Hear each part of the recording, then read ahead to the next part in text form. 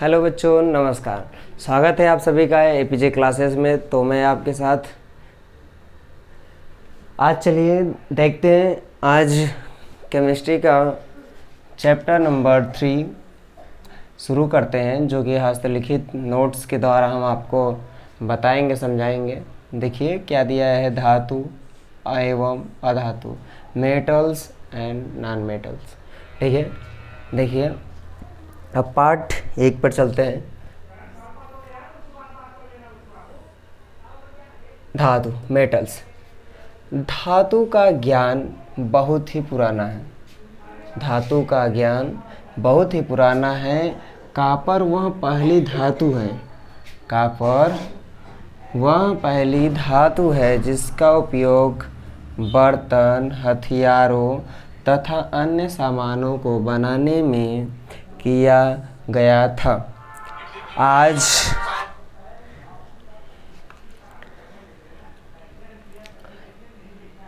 आजकल धातुओं का प्रयोग पुल, हवाई जहाज, रेलवे वस्तुओं को बनाने में किया जाता है। कहने का अर्थात देखिए, कह रहा है धातु, मेटल्स कहता है कि धातु का ज्ञान बहुत ही पुराना है। यानी जो धातु है, जो मेटल्स है, उनका ज्ञान क्या है, बहुत ही पुराना हो चुका है। कॉपर वह पहली धातु है, यानी कॉपर वह पहली धातु है जिसका उपयोग बर्तनों, हथियारों तथा अन्य सामानों को बनाने में किया गया था। यानी कॉपर जो मेटल है वह सबसे पहले, यहाँ पर लिखा गया है, वह पहली धातु है। यानी कहने का अर्थात कॉपर वह पहली धातु है जिसके द्वारा क्या बनाया गया था, बर्तन, हथियार और अन्य सामानें बनाने में प्रयोग किया गया था। यानी बर्तन, हथियार और अन्य सामानों में कॉपर का उपयोग किया गया था। अब आगे लिखा है, आजकल धातुओं का प्रयोग पुल, हवाई जहाज, रेलवे तथा अन्य वस्तुओं को बनाने में किया जाता है। आजकल जो मेटल्स हैं उनका उपयोग कहाँ पर किया जाता है, पुल, हवाई जहाज, रेलवे और अन्य वस्तुओं को बनाने में किया जाता है। मेटल्स यानी अर्थात मीन्स कि ये जो मेटल्स हैं उनका उपयोग आजकल के रेलवे में, भाई रेलवे को बनाने में, रेलवे के पटरियों को बनाने में, अन्य कार्यों में मेटल्स की भूमिका है, उपयोग होती है। और जहाज, हवाई जहाज को बनाने में, हवाई जहाज को रिपेयर करने में, हवाई जहाज को एक तरह से पूरी तरह से बनाने में मेटल्स का योगदान रहता है। और रेलवे में और अन्य वस्तुओं में भी करें, अर्थात कुल मिलाकर 100 बात की एक बात कि मेटल्स का उपयोग अब हर एक वस्तु, यानी जो मेटल्स के आपको दिखाई दे रहे हैं, जैसे प्रयुक्त में पुल, हवाई जहाज एग्जाम्पल के तौर पर दिया गया है, अन्य वस्तुओं को बनाने में किया जाता है। जैसे रॉड हो गया, गाटर हो गया और पाइप्स हो गए, ब्रेंचेस हो गए, क्या है जो लोहे के हैं वो मेटल्स के बनाए जाते हैं। देखिए अब चलते हैं धातुओं के उदाहरण। अब धातु का जो एग्जाम्पल है वो समझते हैं। धातु का एग्जाम्पल समझते हैं। आयरन, आयरन यानी Fe, आयरन यानी Fe, आयरन लोहा, कॉपर Cu, कॉपर, एल्यूमिनियम। ये देखिए, ये आप देख सकते होंगे, ये जो बोर्ड है, इस बोर्ड में जो ये बाउंड्री लगाई गई है, जो इसका बॉर्डर लगाया गया है, ये एल्युमिनियम का बना हुआ है। ठीक है, तो बोला है आयरन फेरस, ठीक है, यानी आयरन Fe से, कॉपर Cu से, एल्युमिनियम Al से। तो यानी कहने का अर्थात धातुओं में जो एग्जाम्पल है, उदाहरण है, वो क्या है, आयरन, कॉपर, एल्युमिनियम, 3 उदाहरण हैं। तो चलिए आगे देखते हैं। धातुओं के उदाहरण के बाद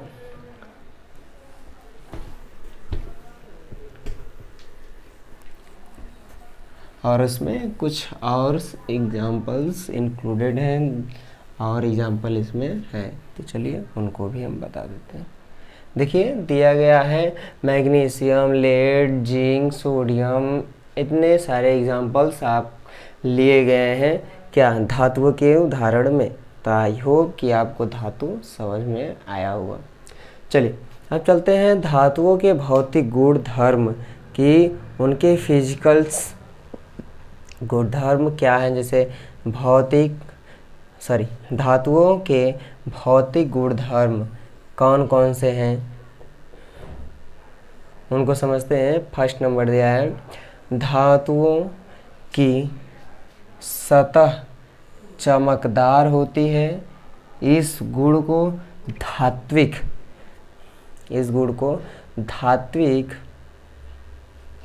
चमक कहते हैं। यानी धातुओं के भौतिक गुण में पहला नंबर दिया गया है, धातुओं की सतह चमकदार होती है। धातुओं की सतह क्या होती है, चमकदार होती है। इस गुण को धात्विक चमक कहते हैं। धात्विक चमक किसे कहते हैं, क्वेश्चन बन गया इसमें कि धात्विक चमक किसे कहते हैं। तो धातु की सतह को चमकदार होती है, इसी गुण को क्या कहते हैं, धात्विक चमक कहते हैं। ठीक है, चलिए अब दूसरा देखते हैं। दूसरा दिया है धातुएं सामान्यतः कठोर होती हैं। बात तो सही है, मेटल्स भाई स्ट्रॉन्ग्स होते हैं, कठोर होती हैं।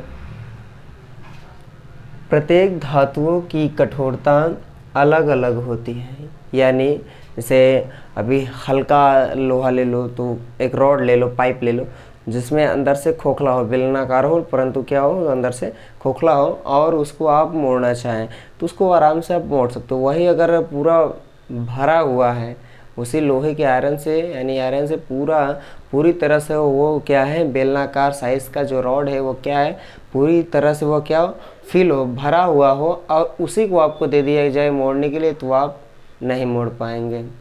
तो इसीलिए यहाँ बोल रहा है धातुएं सामान्यतः कठोर होती है। ये तो सही बात है, और प्रत्येक धातुओं की कठोरता अलग अलग होती है। जैसे सोडियम की अलग, एल्युमिनियम की अलग, कॉपर की अलग, आयरन की अलग, लेड की अलग, पीवी की अलग, मैग्नीशियम की अलग। यानी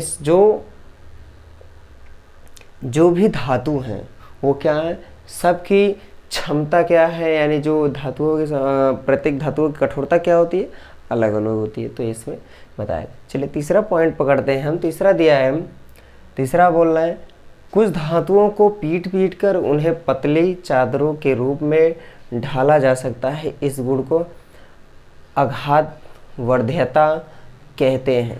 ये देखिए, ये महत्वपूर्ण है। यहाँ पर ये महत्वपूर्ण बन जाता है। कह रहे हैं कि कुछ धातुओं को पीट कर उन्हें पतली चादरों के रूप में ढाला जाता है। इस गुण को आघात वर्ध्यता कहते हैं। आघात वर्ध्यता यानी पीटना। आघात मतलब पीटना। अब जैसे कोई मान लीजिए, एग्जाम्पल के तौर पे मान लीजिए कोई जैसे, हाँ चले मान लेते हैं लोहा। अब जैसे लोहे को आप लोहार के पास ले जाते हैं, तो आप ले जाते हो किसी छेनी को ले जाते हैं, या फिर किसी अन्य नुकीले हसिया वगैरह, यानी आदि जो मेटल्स के होते हैं उनको क्या किया जाता है। जैसे मान लीजिए कोई रॉड है, ठीक है, उसको आपको छेनी बनाना है। तो छेनी बनाने के लिए आप अपने हाथ से उसे तो प्रेस करेंगे नहीं, तो उसके लिए क्या चाहिए, आग चाहिए, कोयला चाहिए। कोयले में जब आप उस लोहे की रॉड को डालेंगे तो लोहा क्या होगा, गर्म होगा। जब वो गर्म होगा तो उसे गर्म होता है, जब वो लाल हो जाता है पूरी तरह से, जब लाल दिखाने लगता है तो उससे निकालते हैं लोहा। और लोहा निकालने के बाद क्या करते हैं, हथौड़े से उस पर क्या करते हैं, पिटाई करते हैं, जिसकी वजह से क्या होता है, उसका साइज़ क्या हो जाता है, परिवर्तित हो जाता है। यानी वो बेलनाकार के रूप में रहता है, लेकिन क्या हो जाता है, फिर बाद में पीटते हैं तो चिपटा हो जाता है। यानी जैसे ये बेलनाकार का है, तो ये कुछ इस प्रकार का है, तो इसे जब पीटा जाएगा गर्म करके हथौड़े से, तो क्या हो जाएगा, ये चिपटा हो जाएगा, जिसकी वजह से क्या होता है, इसको शेप आप किसी भी तरह से आप मोड़ सकते हो। चिपटे चादर यानी पतला आप बना कर सकते हो उसकी मुख को, चाहे आगे मुख चाहे पीछे मुख, या आप इधर पूंछ की तरफ चाहे इधर भी कहीं भी आप क्या कर सकते हो, उसको आप उसे पतला कर सकते हैं। ठीक है, आघात वर्धता कहते हैं किसको? आघात वर्धता कहते हैं जिन लोहे को यानी कि जिन धातुओं को पीट पीट कर उसे पतले चादर के रूप में बदला यानी रूप में ढाला जा सके, उसे क्या कहते हैं? आघात वर्धता कहते हैं। चलिए, आई होप कि आपको समझ में आया होगा। चलिए आगे चलते हैं। आगे दिया धातुएं सामान्यतः ऊष्मा की सुचालक होती हैं। सही बात है, सुचालक कहने अर्थात मीन्स उसमें से धारा प्रवाहित होती है। यानी ये अगर ये एक रॉड है, इस रॉड में अगर एक छोर से करंट, ये मान लीजिए ये तो मार्कर है, लेकिन एग्जांपल के तौर पर अगर समझे कि ये लोहे की रॉड है, अगर एक तार को यहाँ पर छू दिया जाए और उसके बाद यहाँ पर आपको छूने के लिए बोल दिया जाए, तो आपको इतना तो तय है कि आपको करंट लगेगा। ये करंट क्यों लगा? क्योंकि ये रॉड क्या है? धातु है।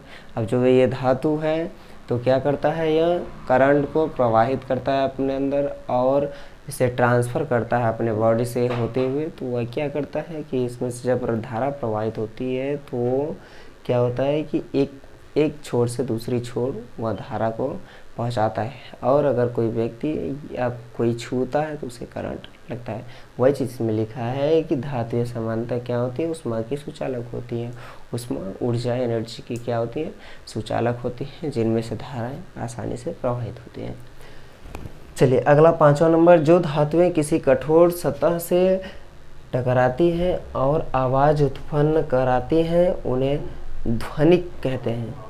अब कोई पूछ ले कि ध्वनि किसे कहते हैं, अगर कोई पूछे कि ध्वनि किसे कहते हैं तो क्या कहेंगे? जो धातुएं किसी कठोर सतह से टकराती हैं और आवाज़ उत्पन्न करती हैं उन्हें ध्वनि कहते हैं।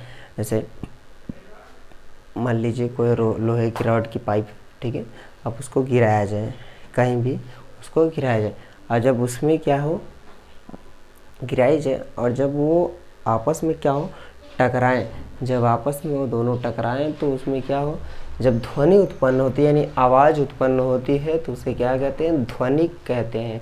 यानी एक मेटल लीजिए, आप कहीं भी इसको गिराइए, टकराव कराइए, लोहे को लोहे पर या फिर लोहे को ज़मीन पर, फर्श पर कहीं भी गिराएंगे तो उसमें से जो आवाज़ आती है तो उसे क्या कहते हैं? ध्वनिक कहते हैं। ठीक है, चलिए आई होप आपको समझ में आया होगा। चलिए अगला चलते हैं।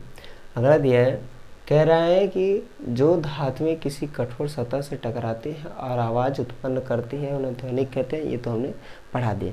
चलिए अगला, धातुओं को तार के रूप में खींचा जा सकता है। धातुओं के इस गुण को तन्यता कहते हैं।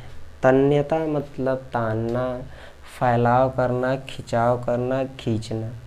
कहने का अर्थात यह है कि जैसे धातुओं को तार के रूप में खींचा जा सकता है, धातुओं के इस गुण को तन्यता कहते हैं। जैसे कोई वायर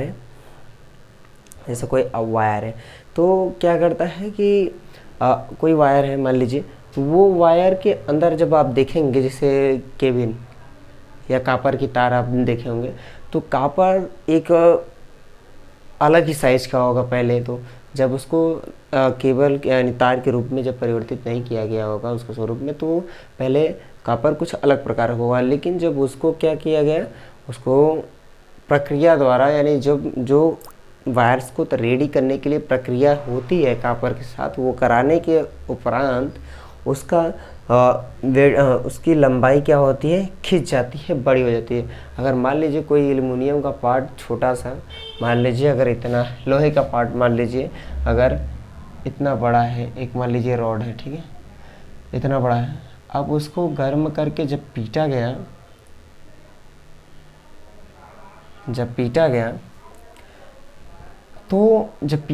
तो उसको क्या होगा, जब पीटे तो चिपटा हुआ, तो क्या होगा, उसकी लंबाई कुछ इंक्रीज हुई यानी बढ़ी, उसकी लंबाई क्या हुई?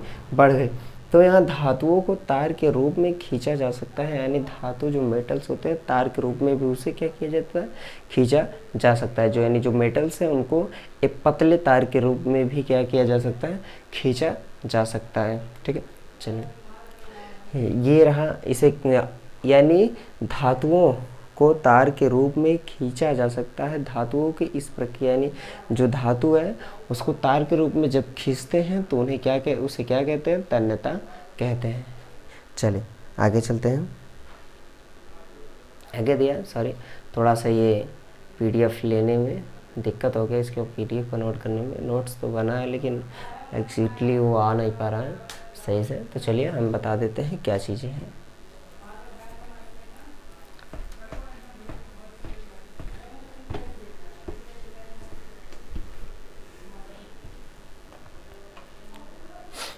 क्या है, ठोस धातुएं, कठोर धातुएं, ये पॉइंट है। कठोर धातुएं आयरन, कॉपर, एल्युमिनियम, FeCuAl, ठीक है, यानी कठोर धातुएं आयरन, कॉपर, एल्युमिनियम। अब चलिए नरम, यानी जो नर्म धातुएं होती है वो कौन कौन सी है, सोडियम, पोटेशियम, ठीक है, सोडियम, पोटेशियम।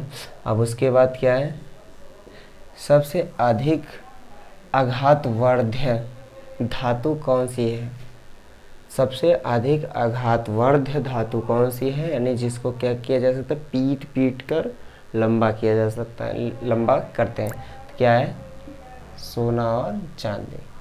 ठीक, चलिए आगे दिया गया है उष्मा की सुचालक धातुएं।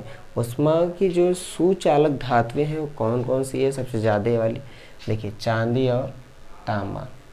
अगर चांदी के अगर वायर्स रहें तो उनमें अगर आप 5 वोल्ट का करंट मान लीजिए, आप यहाँ से यहाँ तक कि नॉर्मल लंबाई मान लीजिए 2 किलोमीटर है, और ये किसका बना हुआ है, कॉपर का, ठीक है, और यहाँ से इसको करंट को क्या किया जा रहा है, प्रोवाइड किया जा रहा है, और यहाँ पर आकर यहाँ पर आपने क्या किया, 5 वोल्ट का करंट यहाँ पर इस वायर में प्रवाहित किया, लेकिन यहाँ पर आएगा तो 4 पॉइंट कुछ, यानी कहने का अर्थात कि मिनिमम, इस मैक्सिमम को छोड़कर मिनिमम पॉइंट कुछ वोल्ट ही यहाँ पर क्या हुआ आएगा। इस पर ये बल्ब है, सॉरी यार थोड़ी मेरी गड़बड़ है, लेकिन मानिएगा, यानी 5 वोल्ट का जब यहाँ से करंट डाला गया, वाट का जब यहाँ 5 वाट का यहाँ से करंट डाला गया तो यहाँ पर कुछ कम हो गई। क्यों हो गई, क्योंकि ये कॉपर की संचालनता, यानी कहने करता है ये जो कॉपर की वायर्स बनाई गई इनमें जो करंट है एक्यूरेट, जहाँ 5 वाट का डाला गया, लेकिन वहाँ पर क्या हुआ 4.2% यह है, बाकी का जो 3% है क्या हो गया, वो इसमें अवशोषित हो गया। लेकिन आप देखिए, अगर यही चीज़ आपको 5 वोल्ट यहाँ से लगाया कराया जाए, ठीक है, और इसकी लंबाई भी उतनी रहे 2 किलोमीटर, अगर यही इसी चीज़ को अगर हम चांदी का बना दें, ये वायर्स क्या हो, चांदी की बनी हो, अगर ये वायर्स क्या हो, चांदी की बनी हो, तो यही 5 वोल्ट का करंट यहाँ पर एक्यूरेट 5 वोल्ट का करंट लाएगा। ठीक है, तो यहाँ पर वही चीज़ यहाँ पर दिया, उष्मा की सुचालक धातुएं चांदी और तांबा। अब जैसे तांबे का तार होता है, बोलते हैं लोग, कॉपर का होता है, तो ज़्यादातर आप कॉपर के और कहने का अर्थात यानी चांदी के तो वैसे वायर्स अफोर्ड नहीं कर पाते हैं लोग, लेकिन ये जो तांबे का तार होता है ये भी लेते हैं दुकान से, क्योंकि तांबे का तार क्या होता है, तांबे का तार एक औचित्य कहने का अर्थात कहने का अर्थात यह है कि ये जो तांबे का तार होता है ये करंट यानी लोड जो आप उस पर वोल्टेज, यानी मान लीजिए ये तांबे का तार लिए हुए हैं, आप उस पर ज़्यादा वोल्ट का वाट का जोर डाल रहे हैं, लेकिन फिर भी ये क्या करेगा, संभाल लेगा। लेकिन कॉपर को होगा तो कहीं ना कहीं से ब्लास्ट हो सकता है, यानी कहीं ना कहीं से वायर्स में दिक्कत आ सकती है। लेकिन तांबे का तार में इतनी कैपेसिटी होती है कि वो करंट को आप थोड़ा सा अधिक, ये नहीं कि अब अभी ले रहा है लोडेड तो और उस पर लोड दीजिए, तो वो तो वही हाल हो जाएगा गधे और उसके मालिक का। तो चलिए, कहने का अर्थात तांबे का तार क्या होता है, ज़्यादा सुटेबल होता है लोगों के लिए, इसीलिए तांबे का तार। ठीक है, चलिए। कापर, तांबे का तार, तांबा, अगर जैसे तांबा लगाया जाता है फैन वगैरह में, तो वही बोला है इसमें सूचालकता होती है। सबसे अधिक तन्य धातु यानी जिसको सबसे ज़्यादा ताना जाता है, उसकी लंबाई को बढ़ाया जाता है, क्या होता है, सोना। क्या होता है, सोना। ये जो 5वां नंबर पॉइंट है, कह रहा है सबसे अधिक तन्य धातु क्या होता है, सोना, जिसे ताना जाता है। 7वां नंबर पॉइंट दिया गया है, 6वां नंबर, उष्मा की कुचालक धातुएं, जो कुचालक यानी जो उष्मा प्रवाहित नहीं कराती हैं, जैसे लेड, पीबी और मरकरी। ठीक है, ये लेड और मरकरी क्या करती हैं, उष्मा की कुचालक धातुएं, ये दो हैं, लेड और मरकरी। चलिए, अब देखिए, हमने तो पढ़ा है, क्या हमने पढ़ लिया, धातुओं के भौतिक गुणधर्म यानी फिजिकल भौतिक गुणधर्म हमने पढ़ लिया है। अब हमको क्या पढ़ना है, अब हमको पढ़ना है धातुओं के रासायनिक गुणधर्म। ठीक है, तो चलिए देखते हैं आगे की तरफ। चलिए ध्यान से समझिएगा कि क्या कौन सी चीज़ें। देखिए, दिया गया है धातुओं के रासायनिक गुणधर्म। ठीक है, धातुओं के रासायनिक गुणधर्म अभी हमने पिछले कुछ पॉइंट्स में पहले हमने पढ़ा है, इसके जस्ट पीछे पढ़ा धातुओं के फिजिकल गुणधर्म के बारे में पढ़ा है। तो यहाँ पर अब दिया रासायनिक गुणधर्म। तो चलिए देखते हैं। पहला नंबर, धातुओं का दहन। धातुएं ऑक्सीजन से क्रिया करके धातु ऑक्साइड बनाती हैं, यानी धातु ऑक्सीजन से क्रिया करके धातु ऑक्साइड बनाती हैं। जैसे यहाँ पर लिखा धातु प्लस ऑक्सीजन रिएक्शन कराया गया तो क्या बन गया, धातु ऑक्साइड बना। ठीक है, एग्जाम्पल के लिए दिया गया है यहाँ पर उदाहरण, एग्जाम्पल दिया गया है 2Cu प्लस O2 का जब रिएक्शन कराएगा तो T2CuO, यानी कि कॉपर प्लस ऑक्सीजन का जब अभिक्रिया कराया गया, रासायनिक अभिक्रिया, जब रासायनिक अभिक्रिया कराया गया तो क्या है, क्या बना, कॉपर ऑक्साइड। कहने का अर्थात देखो यहाँ पर बोला है साथ में धातु तो रहेगा, लेकिन साथ में क्या जुड़ेगा, ऑक्साइड, यानी उसका दहन होगा, किसका, धातुओं। देखो यहाँ पर लिखा भी है धातुओं का दहन, यानी धातु ऑक्सीजन के साथ क्रिया करके धातु ऑक्साइड बनाएगा। तो यहाँ पर एग्जाम्पल दिया है कॉपर प्लस के ऑक्सीजन का जब रासायनिक अभिक्रिया केमिकल रिएक्शन कराया गया तो क्या बना, कॉपर ऑक्साइड बना। तो देखिए कि नीचे एक और एग्जांपल दिया है, इसको समझिए। ठीक है, ये आप हमको कमेंट करके इसको बताइएगा कि ये किस प्रकार से रिएक्शन करके किसका दहन हुआ है, सॉरी कहने का अर्थात ये किस प्रकार से ये रिएक्शंस हुआ है, ये आप मुझे कमेंट बॉक्स में ज़रूर कमेंट करिएगा। चलिए आगे देखते हैं।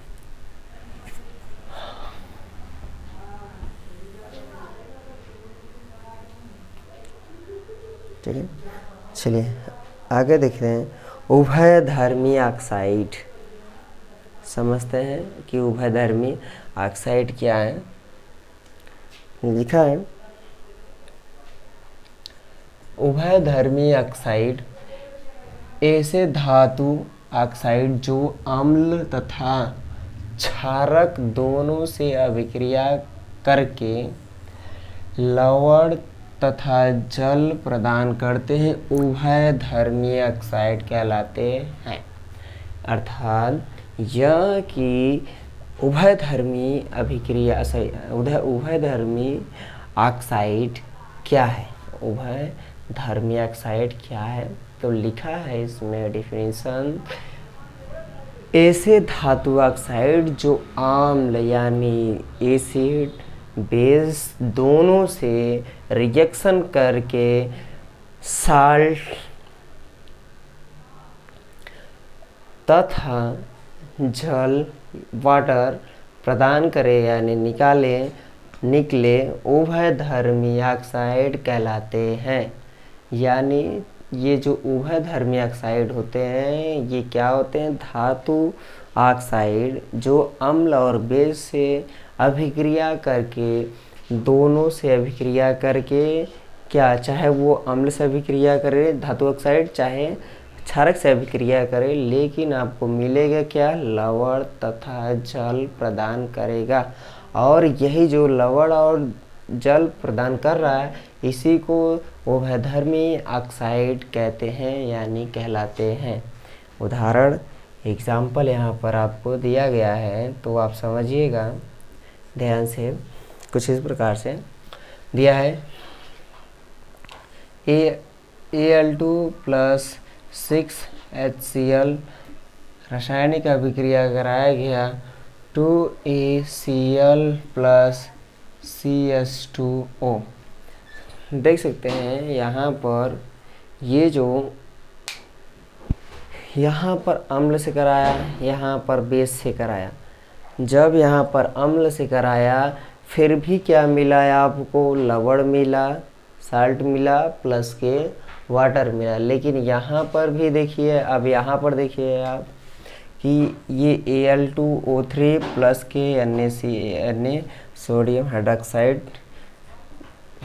ये भी जब आप इससे कराया गया यानी ये जो साल्ट है सॉरी बेस है, जब ये बेस से कराया गया फिर भी ये क्या दे रहा है आपको, सोडियम एल्यूमिनेट प्लस के जल प्रदान कर रहा है। कहने का अर्थात धातु ऑक्साइड चाहे क्षार से करे चाहे एसिड से करे चाहे बेस से, लेकिन उनको साल्ट और वाटर तो निकलना और लवण के साथ साथ जल का प्रदान करना उभयनिष्ठ ऑक्साइड कहलाती है।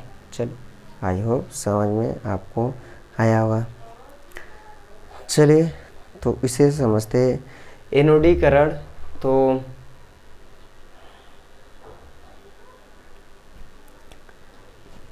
एनोडीकरण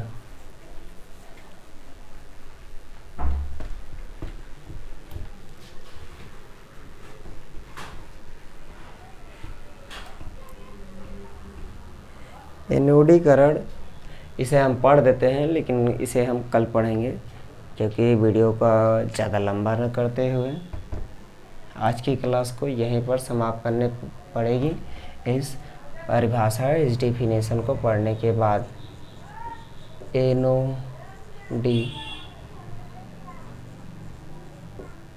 एनोडीकरण क्या है समझिएगा, पढ़ दे रहे एक बार, उसके बाद कल समझाएंगे, इसके आगे से चलेंगे।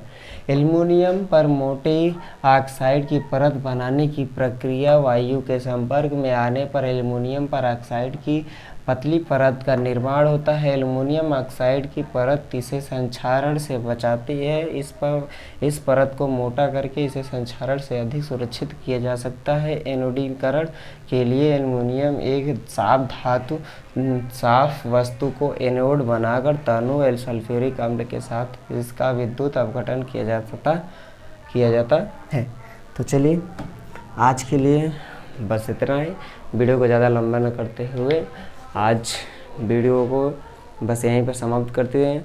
तो एक बार फिर से स्वागत है आप सभी का हमारे एपीजी क्लासेस में। आप सब इस